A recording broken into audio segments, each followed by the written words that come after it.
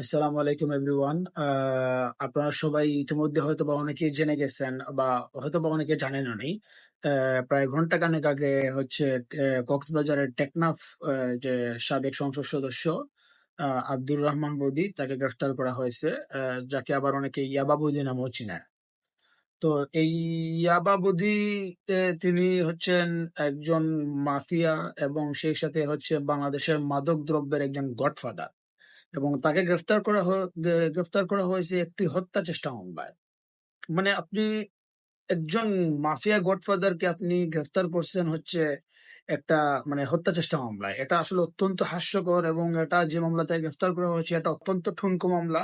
এবং আমি আশা করি যেহেতু উনি গ্রেফতার হয়েছেন, আমি আশা করি সরকার বা ইন্টারিম গভর্নমেন্টে যারা আছেন তারা এই বিষয়টি আমলে নিবেন, এবং যারা আহ, উম, বাংলাদেশে যারা এই নার্কোটিক্স নিয়ে যারা কাজ করেন বা যারা এই মাদক দ্রব্য নির্মূলের জন্য যারা কাজ করেন তারা আসলে বিষয়টি আমলে নেবেন, এবং তার বিরুদ্ধে সেই মামলাটি হওয়া উচিত, যার কারণে সে এই ইয়াবাবুদি মানে উপাধিটা সে পেয়েছে। তো আমি আমি বলবো তাকে বাংলাদেশের মাদকদ্রব্য আইন অনুযায়ী তার বিরুদ্ধে মামলা করা হোক, এবং তার শাস্তিটাও সেই আইনের ভিত্তিতেই হোক। আমি একটু আগে দেখলাম যে মাদকদ্রব্যের যে আইনের যে হিসাবটা, সেখানে যদি কেউ 400 গ্রামের উপরে ইয়াবা ক্যারি করে তার বিরুদ্ধে অর্থদণ্ড, যাবজ্জীবন, অনেক সময় মৃত্যুদণ্ড শাস্তির বিধানও আছে। তো আমি বলবো তার ক্ষেত্রে সর্বোচ্চ পানিশমেন্টটাই হোক, এবং একটা উদাহরণ হয়ে থাকুক যে ভবিষ্যতে কেউ যাতে এই ধরনের গডফাদার কেউ না হয়ে উঠতে পারে, তাও আবার এরকম মাদকদ্রব্যের মতো একজন মাদকদ্রব্যের গডফাদার, যার এটার ক্ষতিকর দিকটা, এটার যে মানে সামাজিক, আমাদের সমাজে অনেক তরুণী আছেন যে এই ধরনের মানে এই যে মাদকদ্রব্য, এই মাদকদ্রব্যের কারণে তাদের অনেকেরই মানে অনেক স্বপ্ন ঝরে গিয়েছে। তো আমি বলবো যে এই আব্দুর রহমান বদিকে গ্রেফতার করা হয়েছে, আমি তারও ন্যায় বিচার আমি আশা করি, তিনিও নিজেকে ডিফেন্স করবেন। আর হচ্ছে আমি বলবো যে তার তার বিরুদ্ধে মাদকদ্রব্য আইন অনুযায়ী তার বিরুদ্ধে মামলা করা হোক।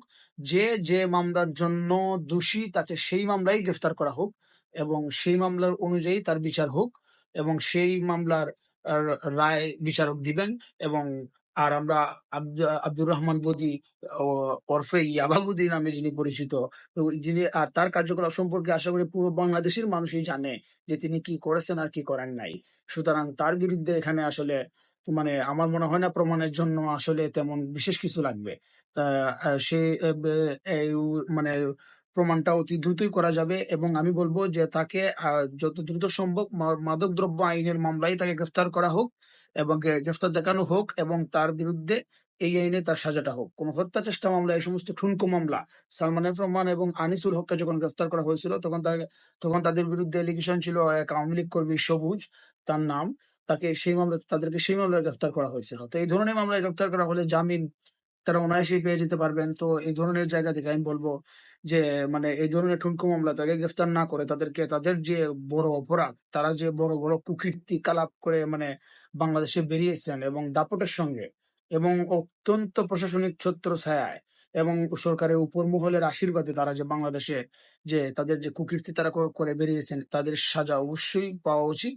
এবং আমি সেটারই দাবি রাখবো, এবং যারা মাদকদ্রব্য নিয়ে নির্মূল নিয়ে যারা কাজ করেন বা সমাজকে মাদক মুক্ত করার প্রচেষ্টায় যারা আছেন তাদেরকে বলবো আপনারা বিষয়টি নজরদারিতে আনবেন, এবং তার বিরুদ্ধে যাতে সেই মামলায় আওতায় যাতে তাকে আনা হয়, এবং তার বিচারটা যাতে নিশ্চিত করা হয়। ধন্যবাদ সবাইকে।